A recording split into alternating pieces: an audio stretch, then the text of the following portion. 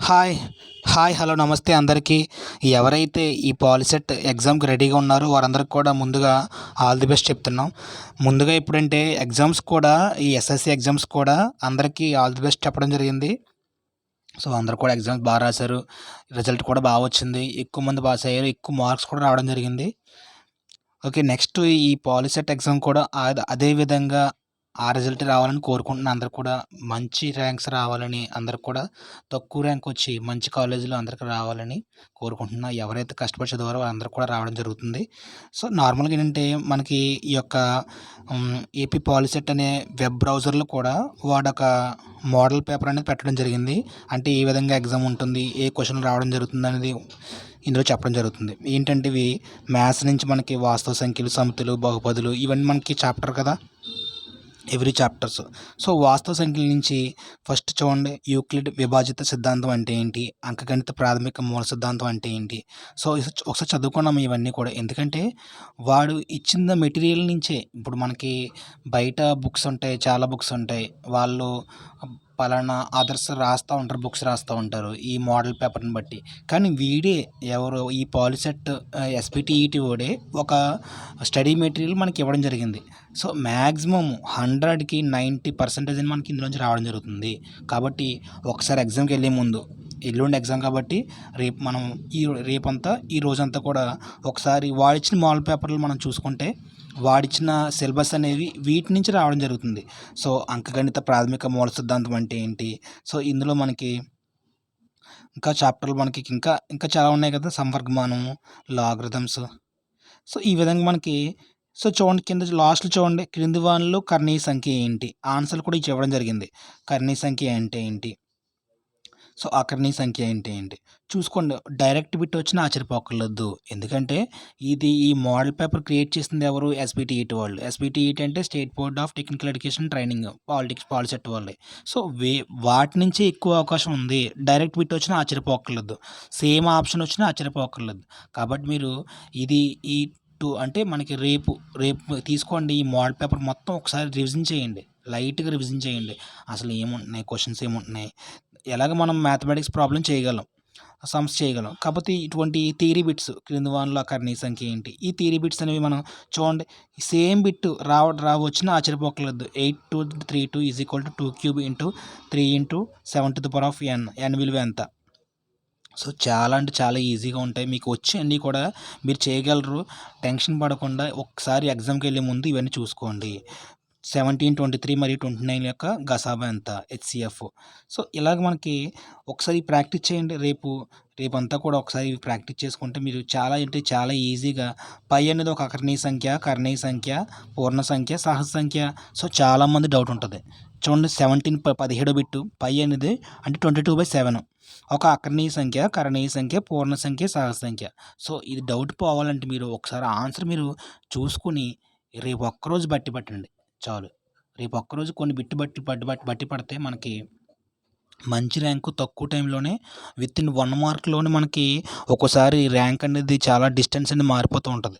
So, కాబట్టి మరి every mark మీకు చాలా ఇంపార్టెంట్. కాబట్టి ప్రిపేర్ అవ్వండి అందరూ కూడా. ఒకసారి చూసుకోండి అమ్మ అందరూ కూడా. ఇది మ్యాథమెటిక్సే కాదు, ఇంకా ఫిజిక్స్, కెమిస్ట్రీ కూడా ఇవ్వడం జరిగింది. వాడిచ్చిందే కదా! వాడిచ్చిన దాంట్లోంచి వీటి నుంచి ఎక్కువ రావడం జరుగుతుంది. సో, ఇదంతా ఫస్ట్ చాప్టరు. ఇగో చివర చూడండి, ఫస్ట్ చాప్టర్‌లో ఆన్సర్‌లు మనకి 1బి, 2సి, 3సి మొత్తం 73 బిట్లు.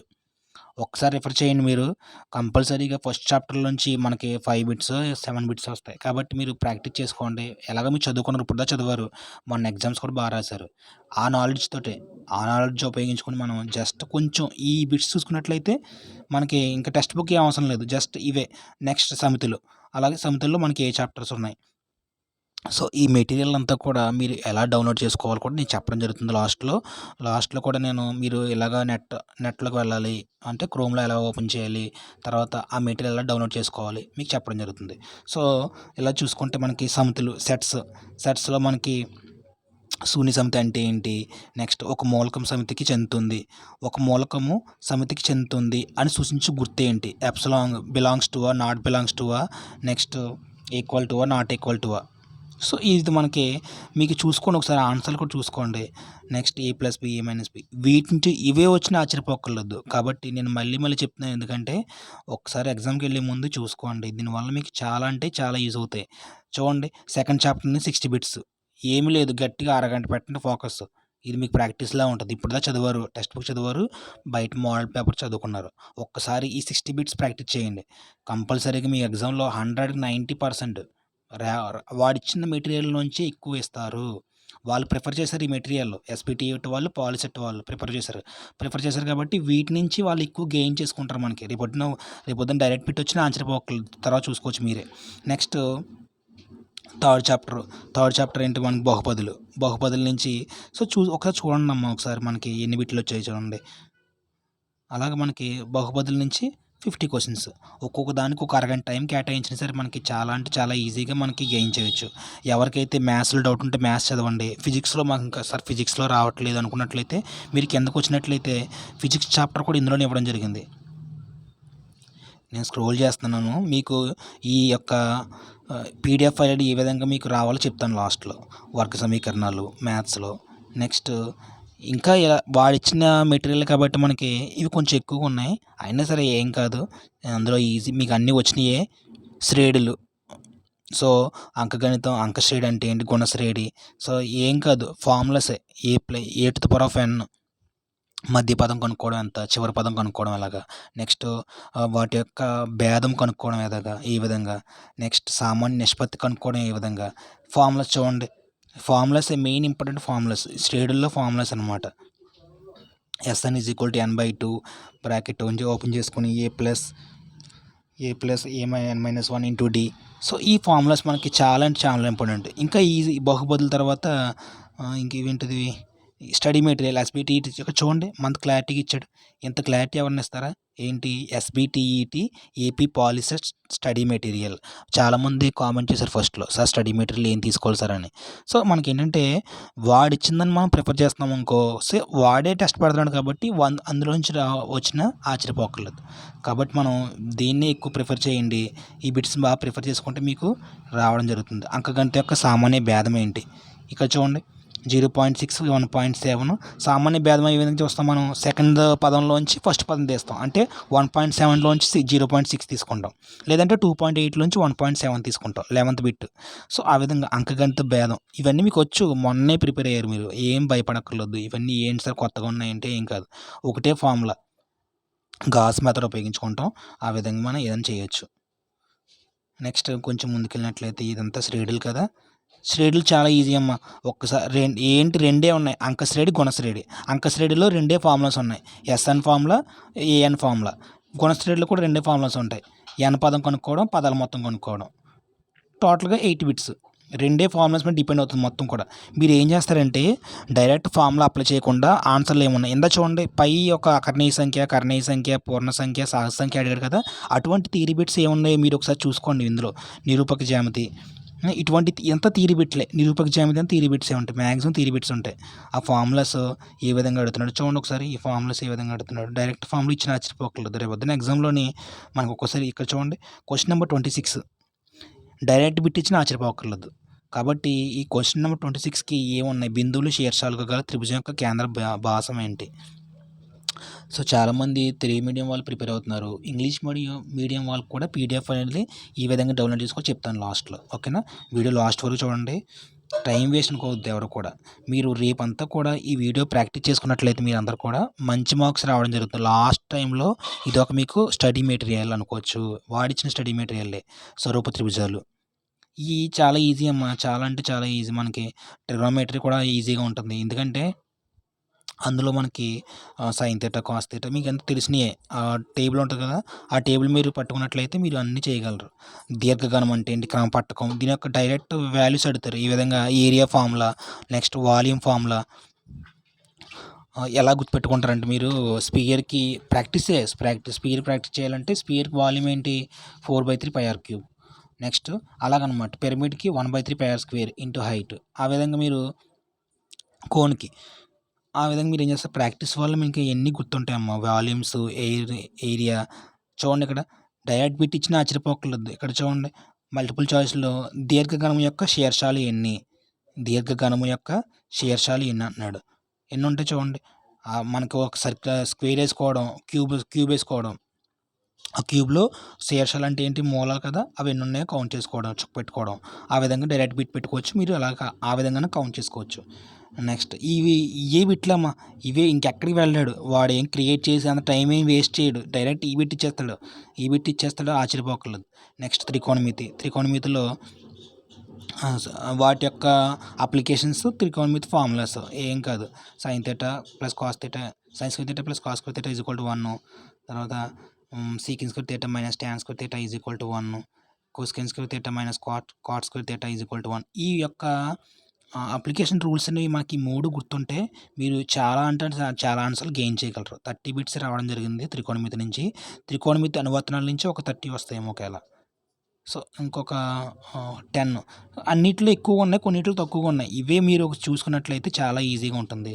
సో నెక్స్ట్ మనకి ఫిజిక్స్కి వెళ్ళినట్లయితే, సార్ చాలామంది, సార్ ఫిజిక్స్లో మాకు కొంచెం డౌట్ ఉన్నాయి సార్ అంటే, ఇవి చూసుకోండి రేపు వెళ్ళినప్పుడు. ఇవే బిట్లు మీకు రాకపోతే ఆ తర్వాత మీరే చేయగలరు ఏదన్నా సరే. ఏం కాదు, అంత ఈజీ. ద్రవాన్ని ఆవిరిగా మార్చుటకు. ఓకే, ఫిజిక్స్ రావడం జరిగింది. ఫస్ట్ హీట్ కదా మనకి ఉష్ణం. సో మనం ఆల్రెడీ చెప్పుకోవడం జరిగింది. ఆఫ్లైన్లో క్లాస్ జరగడం బట్టి ఆన్లైన్లో జరగలేదు. సో మన్నించండి అందరూ కూడా.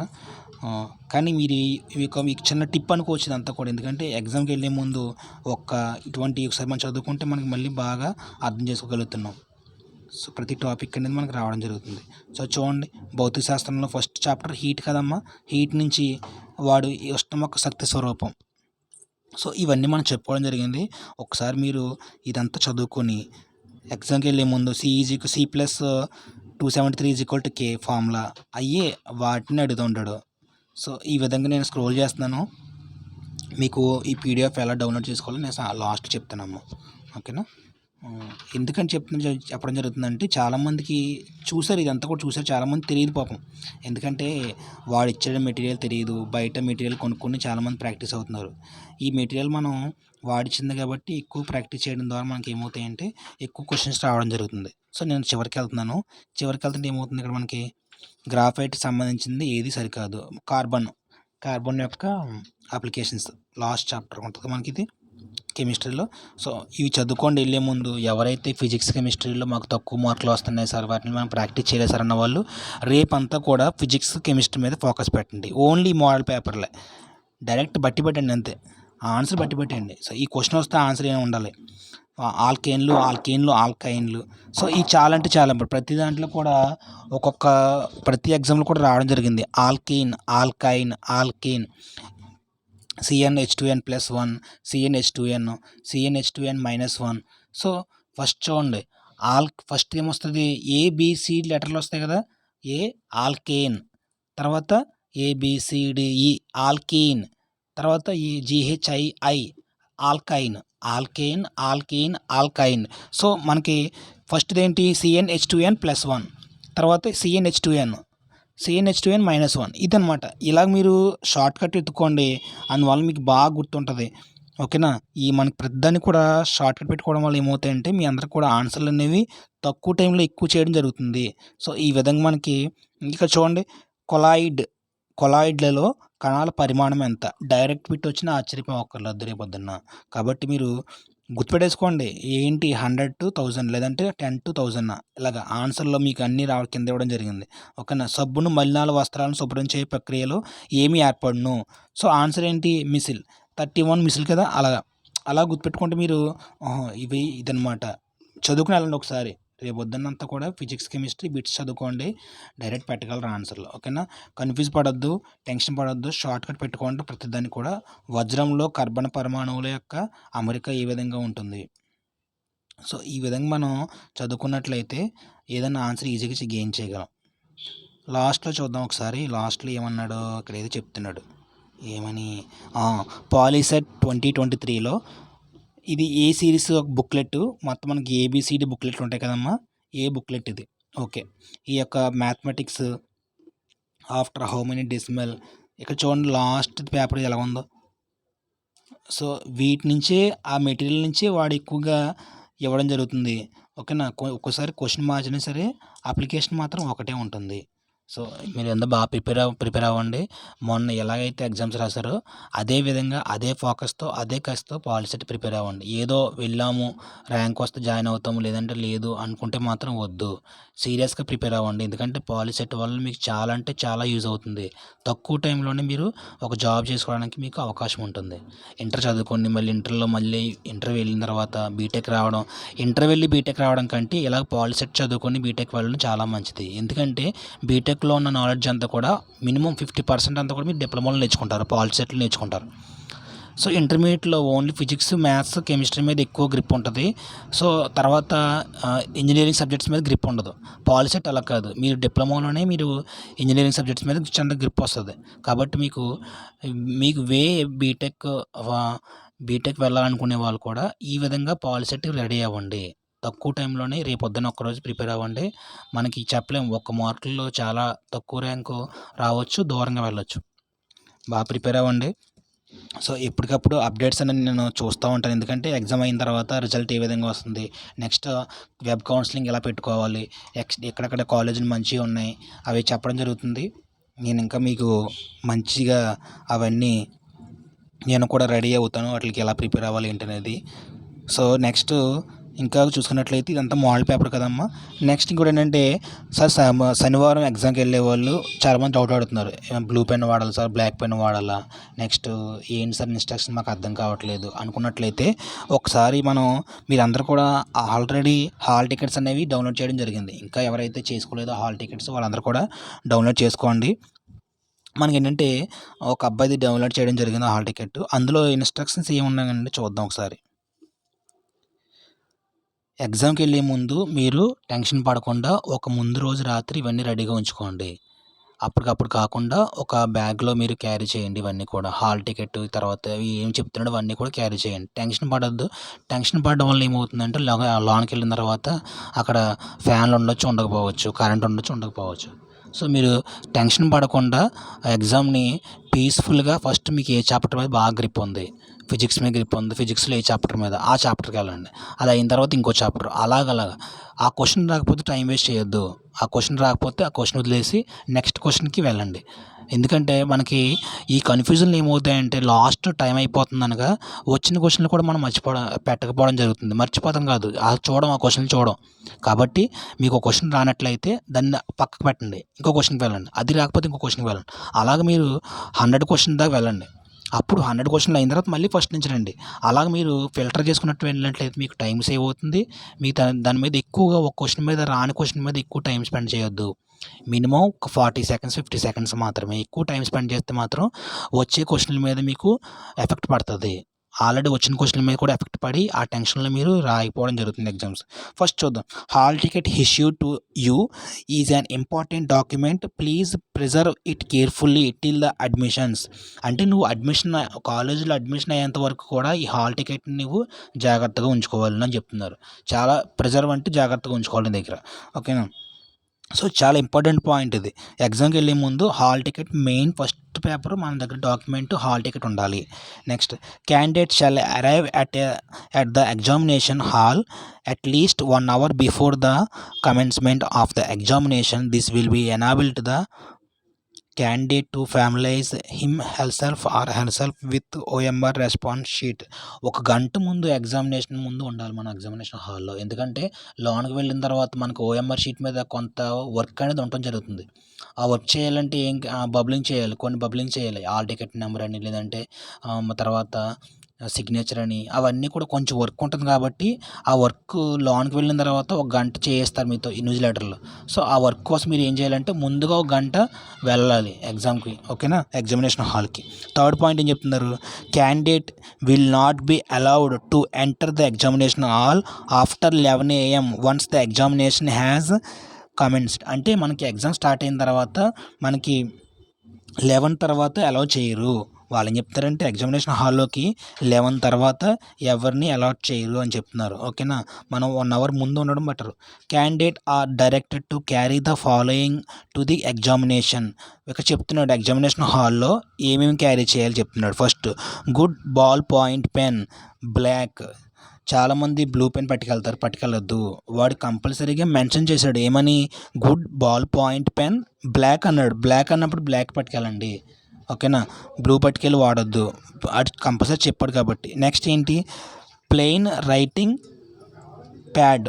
సో అక్కడ బల్లలు ఉంటాయి, ఆ బల్ల అనేవి సరిగ్గా ఉండవు కాబట్టి ఓఎంఆర్ షీట్ చిల్లు పడుతుంది కాబట్టి వాడు ఏం చేస్తున్నాడు, ప్లెయిన్ ప్యాడ్ అన్నాడు. అంటే ప్యాడ్ మీద ఎటువంటి పేర్లు కానీ ఉండకూడదు, అటువంటి స్లిప్లాగా ఎక్కించుకుంటారు కదా చాలామంది, అటువంటివి ఉండకూడదు, పెన్నులు గీతలు గట్ట ఉండకూడదు, ప్లెయిన్గా ఉండాలి మొత్తం అంతా కూడా.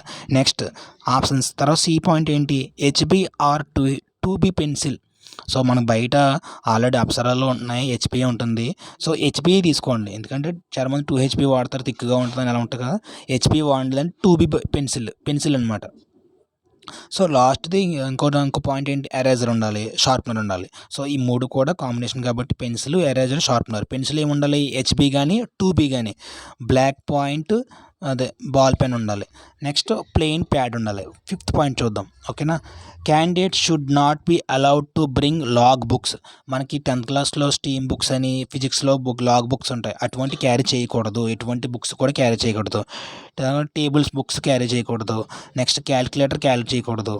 ట్యాబ్స్, మీకు మొన్న ట్యాబ్స్ ఇచ్చారు కదమ్మా, ట్యాబ్స్ కూడా అలౌ చేయకూడదు. ఫోన్స్ అలౌ చేయకూడదు.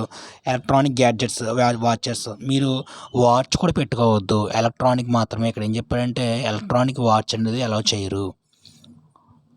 కానీ ప్లెయిన్ వాచ్ అలౌ చేసినా సరే ఎలక్ట్రానిక్ వాచ్ అనేది అలౌ చేయరు. ఓకేనా, నెక్స్ట్ కమ్యూనికేబుల్, ఎటువంటి కమ్యూనికేషన్ ఉన్న గ్యాడ్జెట్స్ అనేవి అలౌ చేయకూడదు. Programmable electronic gadgets are not allowed. ఓకేనా, ఇవన్నీ అలౌ చేయరమ్మా. Next, candidate must remain seated in their allotted seats till the completion of examination. Exam పూర్తయ్యేంత వరకు కూడా వాళ్ళ సీట్లోనే ఉండాలి. నా ఎగ్జామ్ అయిపోయింది కదా సార్ పంపించండి, పంపించరు. సో ఎన్ని గంటలు జరుగుతుందో అన్ని గంటలు కూర్చోవాలి. కాబట్టి మీరు త్వరగా రాసుకుని ముందు వెళ్ళిపోదామని లేదు కాబట్టి ఆలోచించి బిట్ పెట్టండి. ఎగ్జామ్ అయ్యేంత వరకు కూడా ఎగ్జామినేషన్ హాల్లో ఉండాలి. ఓకేనా, in no case they will be allowed to leave the examination hall till 1 PM. Before leaving the candidate must return to OMR response sheet to the invigilator. So 1 గంటకు వాళ్ళు relieve చేస్తారు, అప్పుడు కంపల్సరీగా చాలామంది ఓఎంఆర్ షీట్ పట్టుకుని వచ్చేస్తారు, hall ticket అనుకుని. Hall ticket మీతో తెచ్చుకొని ఓఎంఆర్ షీట్ మాత్రం ఇన్విజిలేటర్ సబ్మిట్ చేయాలి. మీరు సబ్మిట్ చేస్తేనే వాళ్ళకి మనం ఎగ్జామ్ అనేది వాళ్ళు పాస్ అండ్ ఫెయిల్ చెప్తూ ఉంటారు. ఓకేనా, సో సబ్మిట్ చేసి రావాలి ఓఎంఆర్ షీట్ ఇన్విజిలేటర్కి. Next 8th point, 7th point చూద్దాం. Candidates are advise to go through the instructions given for marking answers and other entries on the OMR response sheet. So OMR response షీట్లో ఏ విధంగా bubble చేయాలి, ఏ విధంగా చేయాలో అక్కడ ఉంటుంది ఆల్రెడీ. దాన్ని చూసి మీరు బబులింగ్ చేయండి. అంటే ఆఫ్ చేయాలా, ఫుల్ చేయాలంటే కాదు, ఫుల్గా రౌండ్ చేయాలి, బయటికి వెళ్లకుండా ఆ బబులింగ్ అనేది ఫుల్గా చేయాలి. 1, 2, 3, 4లో ఏదో ఒక ఆప్షన్ మాత్రం మనం బబులింగ్ చేయాలి. అది చెప్తారు అందరూ, ఓఎంఆర్ షీట్లో ఉంటుంది. సో ఇవన్నీ చెప్తారు కాబట్టి మీరు 1 అవర్ ముందు ఎగ్జామినేషన్ హాల్లో ఉండాలి. ఎవరు కూడా 1 అవర్ అండ్ 2 అవర్స్ ముందు వెళ్ళిపోండి, ఎందుకంటే మీకు టెన్షన్ అనేది ఫ్రీగా ఉంటుంది. లోన్కి వెళ్ళేంత వరకు టెన్షన్గా ఉంటుంది కాబట్టి ఒకరోజు మీరు ఒక 3 అవర్స్ 4 అవర్స్ ముందే ఎగ్జామినేషన్ హాల్కి వెళ్ళిపోయి అక్కడే మీరు టిఫిన్ అన్నీ చూసుకోండి, ముందుగా అన్నీ చేసి రెడీగా ఉండండి. Next, candidate 8th point, the OMR response sheet should be handled carefully. So ఆ ఓఎంఆర్ షీట్ అనేది మీ చెమటతో తడిచిపోవడం చేయొద్దు ఎవరు కూడా. కర్చీఫ్ మెయింటైన్ చేయండి, కర్చీఫ్ పట్టుకెళ్ళండి, ఎవరేమనరు, ప్లెయిన్ కర్చీఫ్, దాంతో మీ చెమట పడినప్పుడు తుడుచుకోండి.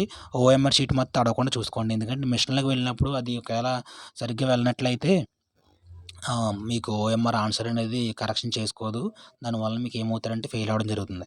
సో ఇటువంటి కర్చీఫ్ మెయింటైన్ చేయండి, ఒక చిన్న కర్చీఫ్ మెయింటైన్ చేయండి, ప్లెయిన్ కర్చీఫ్, చెమట పట్టినప్పుడు తుడుచుకోండి.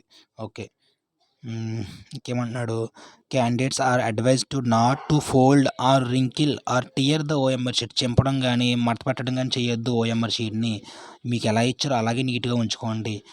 Next, candidates are advise to not to scribe or make any marks on the response sheet. అటువంటి షీట్ మీద ఎటువంటి గీతలు కానీ పెట్టొద్దు పెన్సిల్తో కట్ట. సో మనకి బబ్లింగ్ అనేది పెన్సిల్తోనే ఉంటుంది. సో ఎందుకు సార్ బ్లాక్ పాయింట్ పెన్ వాడుతున్నారంటే మనకి అక్కడ నేమ్స్ రాస్తాం కదా మనం, మన సంతకం, నెక్స్ట్ మన అడ్రస్, తర్వాత అవన్నీ రాస్తారు కదమ్మా, అక్కడ దానికోసం మాత్రమే పెన్ ఉపయోగిస్తారు. బబ్లింగ్ అంతా కూడా పెన్సిల్ తోటే, అది హెచ్బి ఆర్ 2బి పెన్సిల్ తోటి. అందుకని ఆడు ఎక్కువగా పెన్సిల్ తోటి మనకి ఎక్కువ యూజ్ చేస్తున్నాడు.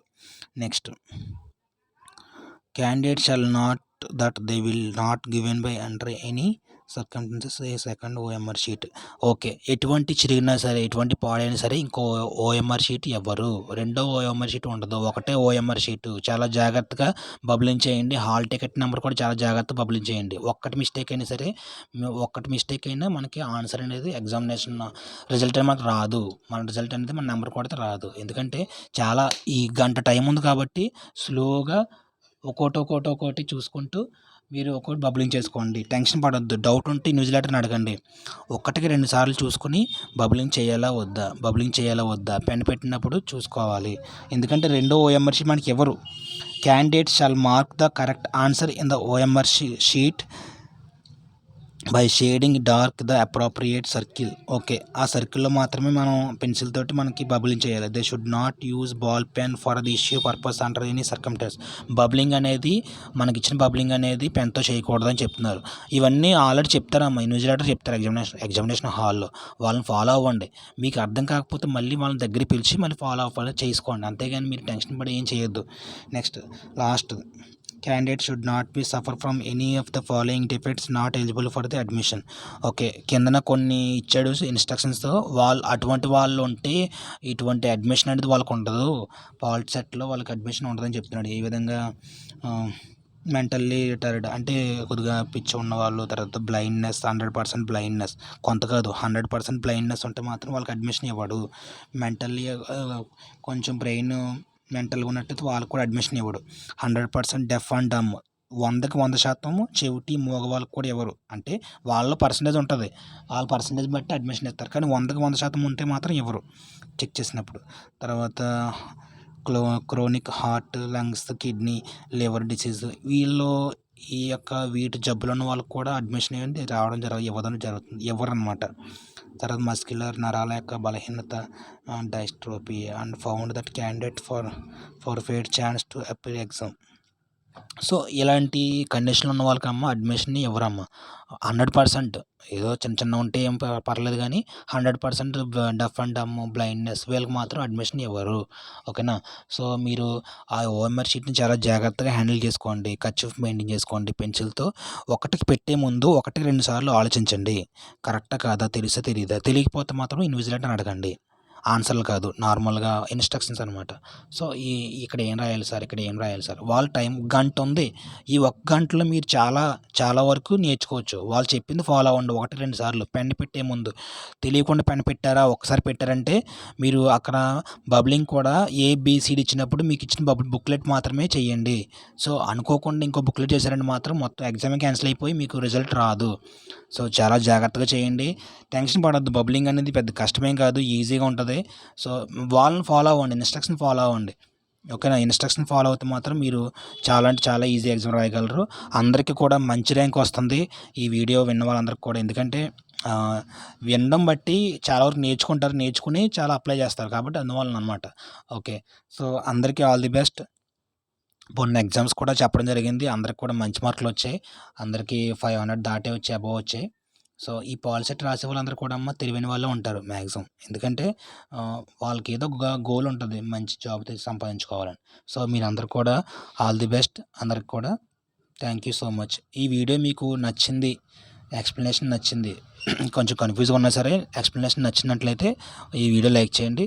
ఫస్ట్ ఆఫ్ ఆల్ మనకి ఎల్లుండే ఎగ్జామ్ కాబట్టి మీ ఫ్రెండ్స్ కూడా షేర్ చేయండి అమ్మా. ఈ వీడియో తక్కువ టైంలో మనం ఎక్కువ నేర్చుకుంటున్నాం కాబట్టి ఈ వీడియో షేర్ చేయండి అందరికీ.